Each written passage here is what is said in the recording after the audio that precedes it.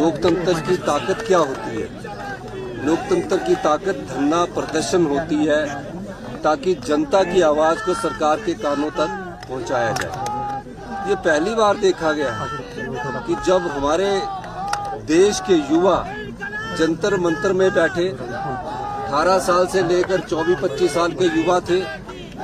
क्या मांग थी उनकी मांग थी कि जो पेपर लीक हुआ है उस पेपर लीक का जो बच्चों ने 20 बच्चों ने जो आत्महत्या की है उसके लिए कौन जिम्मेवार है, और जो जिम्मेवार है उसका इस्तीफा स्वीकार किया जाना चाहिए था। बच्चों ने पीसफुल प्रोटेस्ट किया। समाज के जो महत्वपूर्ण संगठन है उन्होंने उन बच्चों का समर्थन दिया।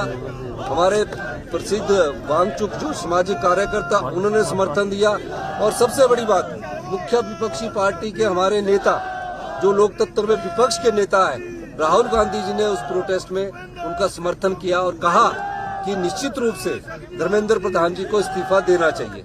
राहुल गांधी जी ने कहा कि जनता की आवाज है, मुख्य विपक्षी पार्टी का नेता होने के नाते मैं भी प्रदर्शन धरने में बैठूंगा। और जब वो प्रदर्शन धरने पर राहुल गांधी जी बैठने गए उनको भी वहां से उठा लिया गया। क्यों उठाया गया? क्योंकि लोकतंत्र में उन्हें ये लगता है कि हमें खतरा है। लोकतंत्र में विपक्ष की आवाज जो होती है तभी लोकतंत्र कहलाता, वरना वो तानाशाही कहलाती है।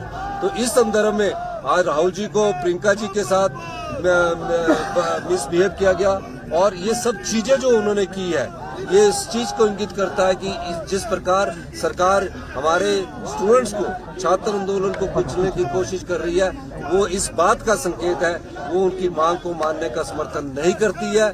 और मेरा ये मानना है, नीट में लाखों युवा बच्चों का भविष्य जुड़ा होता है और नीट का पेपर लीक हो जाए, जो हम आने वाले समय में इस देश के डॉक्टर बनते हैं और इस देश के जो डॉक्टर है पूरी दुनिया में अपना नाम को चमकाए हुए हैं, क्योंकि वो हिंदुस्तान के डॉक्टर है। और हिंदुस्तान की संस्कृति में जो दया भाव है वो पूरे विश्व में इन डॉक्टरों के माध्यम से दिखाई देता है। और इस पेपर लीक के मामले में जिस प्रकार सरकार ने अड़ियल रवैया उठाया किया है उन्हें इस पर तुरंत कार्रवाई करनी चाहिए।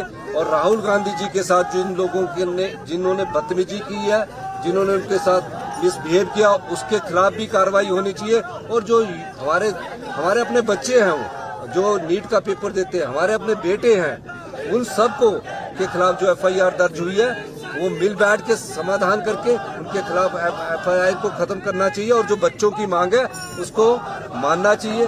सोनम वांगचुक जी एक सामाजिक कार्यकर्ता है, उनको बच्चों के समर्थन में बैठे हैं, उनके खिलाफ भी जो केस दर्ज है वो भी वापस होने चाहिए।